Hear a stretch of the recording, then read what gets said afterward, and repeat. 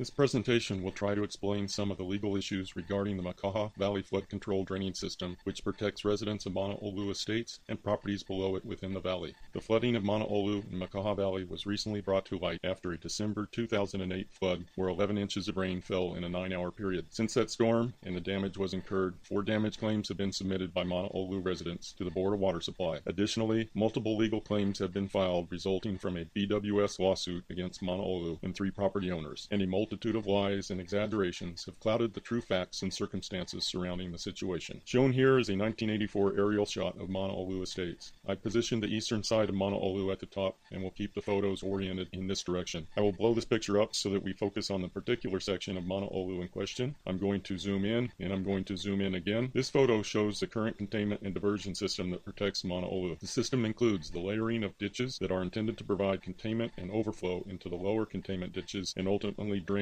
out into Echo Stream, which is a stream that drains the eastern side of Makaha Valley. I'm going to blow up the same picture to show the lot where the draining system was allegedly damaged by a dozer in 2004 and supposedly caused the flooding in 2008. A landscape contractor for Mauna Olu Estates, Landis Ornelas, claimed in 2004 he viewed a dozer on top of the Board of Water Supply drainage system, with the operator enjoying the view and eating a sandwich. Ornelas claims to have driven to the back of this lot and asked the operator to kindly move his dozer off the berm to avoid damaging it. The real question is whether or not the dozer was here as depicted on this slide within the boundary of the owner's property line on top of a large pile of rocks that existed in this spot since 1984, or whether this dozer was outside the owner's property line when spotted on top of the quote-unquote berm and asked to get off of it. The question is whether the observation made by witnesses accurately described the situation and observers correctly understood where the property lines were. This brings into question whether the dozer was in the location shown on this slide or whether the dozer was further back outside the property line, and if so, how far back. In the words of the individual who allegedly observed the dozer on the berm, Landis Ornelas stated in 2004, quote, "I saw the dozer on the berm and I asked the driver to get off of it," unquote. But then in 2009, Mr. Ornelas stated, quote, "Excavation on the Bass lot damaged the berm and caused the flooding," unquote. Another quote from Ornelas in 2009 was, quote, "We need to keep this quiet," unquote. And finally, another quote from Ornelas in 2010 was, quote, "All I can say is that I saw the dozer on a mound of dirt and I asked the driver to get off," unquote. In July of 2010, Ornelas, when asked to go to the Bass lot and identify specifically where he had witnessed the dozer on the berm, Ornelas pointed out the location where he saw the dozer but was unable to illustrate, explain, or show where any berm had existed or could have existed in the area he designated. Then, upon walking 75 feet further behind the Bass lot to where the actual Board of Water Supply drainage system exists, where the dozer is now shown on the slide, and standing directly on the berm where it breached in the 2008 flooding, Ornelas said, quote, "It's obvious a dozer didn't do this," unquote. This statement was made while standing on the same drainage system at the spot which had failed in 1996 but not reported or repaired. After the 2008 flooding, several inaccurate observations regarding the flooding were made, some of which were made in writing and submitted to attorneys of the Board of Water Supply. One of these was an observation from a neighbor living next to the Bass lot that his property was flooded due to the removal and or destruction of a Board of Water Supply diversion ditch behind the Bass property by Bass's contractor. As we discussed earlier, there was no man-made destruction of the Board of Water Supply system. There was no dozer on any particular berm or drainage system, and there was no damage caused by any neighbor or contractor as alleged by this neighbor. Aerial photos were shown during a briefing to the originator of this letter, which provided the originator a more accurate view of the circumstances surrounding the flooding of his property, and he in turn recanted his letter in writing to the Board of Water Supply and apologized for the confusion. Also occurring after the flooding in 2008 were the passing of similar rumors throughout the community alleging that the homeowner Bass and or his contractor damaged Board of Water Supply drainage system, causing 7 depositions or 7 statements, we don't know which, but 7 homeowners and or affiliates within Mauna Olu Estates provided testimony directly to the Board of Water Supply of their observations and or their beliefs that the contractor on the Bass property damaged the Board of Water Supply drainage system. Members of Mauna Olu have yet to see what those statements say. However, it would be unlikely that they would be accurate if they characterized as alleged and blame the contractor and blame Bass for the damage of the area, because physical evidence on the ground clearly shows that damage was not caused by the dozer,